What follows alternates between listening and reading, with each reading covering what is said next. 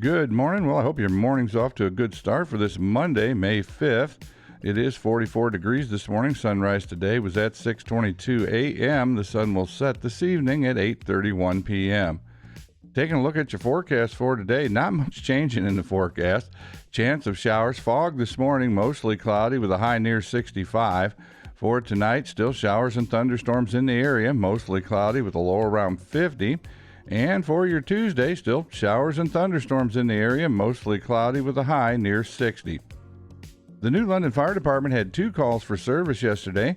At 3:49 p.m., they were called out to set up a landing zone for Lifelight at 6830 Town Line 187. That call was canceled en route as the flight was canceled due to weather. Then at 7:13 last evening, they were called to 2001 Shenango Road South. That was for a lift assist with Firelands Ambulance Service. Up next, we'll take a look at the day's calendar and more. Taking a look at your calendar for today at the New London Public Library, the Pokemon Go Club will meet at 3 p.m. and they'll have line dancing this evening at 6 p.m. That'll be out at the Alliance Church. On the school calendar today, the seniors will have lunch today with the New London Rotary at the New London Rotary Club meeting at noon. The varsity softball and baseball teams will play at South Central. Those games get underway at 5 p.m. The boys and girls middle school track team will host Lucas and St. Pete. That meet gets underway at 4:30. And the JV baseball team will host South Central. That game also gets underway at 5 p.m. Hey, today is Ohio School Bus Driver Appreciation Day.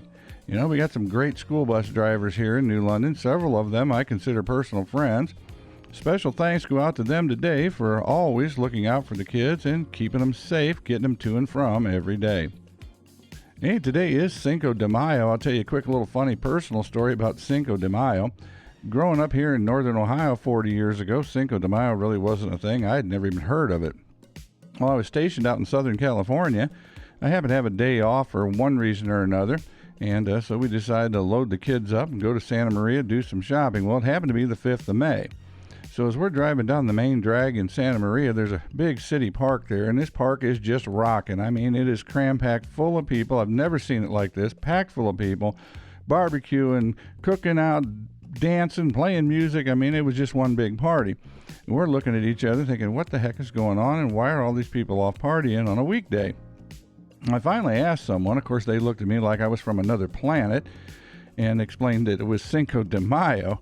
So that was my first experience with Cinco de Mayo. I was absolutely clueless, and Cinco de Mayo is a pretty big deal in Southern California.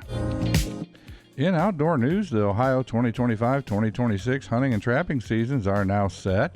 The Ohio Wildlife Council met recently and approved the hunting and trapping seasons for deer, migratory birds, small game, and fur bears for the 2025-2026 seasons. Seasons remain pretty much the same. A couple of changes. The council did increase the antlerless deer limit on public hunting areas from 1 to 2 deer, and also will now allow deer management permits to be used to hunt and take deer on public hunting areas. For all the details, visit wildohio.gov. Well, if we were to do a little word association test and I said smuggling, you might say drugs. If I said picnic, you might say ants. Well, this will throw a curveball to the word association test. How about smuggling ants? 2 Belgian teenagers were found with thousands of ants valued at over $9,000 and allegedly destined for European and Asian markets while they're awaiting sentencing in a Kenya court. The 19-year-olds were arrested in possession of 5,000 ants and charged with violating wildlife conservation laws. The Kenya Wildlife Service has said this case represents a shift in trafficking trends from iconic large mammals to lesser-known yet ecologically critical species. In a separate but related case, a Kenyan and a Vietnamese man were charged after they were found in possession of 400 ants in their apartment in the capital, Nairobi. Reports say that all 4 suspects are involved in trafficking the ants to markets in Europe and Asia, and that the species included a distinctive large red-colored harvester ant native to East Africa. The ants, it seems, are bought by people who keep them as pets and observe them in their colonies. Several websites in Europe have listed different species of ants for sale at varied prices. Well, there you go. Who'd have thunk it? Smuggling ants. Yesterday's trivia question: becoming a state on August 1st, 1876, 100 years after the signing of the Declaration of Independence, earned this western state the nickname the Centennial State, and that would be Colorado. Today's question: what is the oldest soft drink in America? Now, depending on where you're from, you could refer to it as soda or pop, but what is the oldest soft drink in America? And a final reminder of the day about the Miss Firelands Pageant informational meeting. That's going to be on Wednesday morning during the gap period at the high school. Any young ladies interested in finding out more about the pageant, be sure to plan on attending that meeting.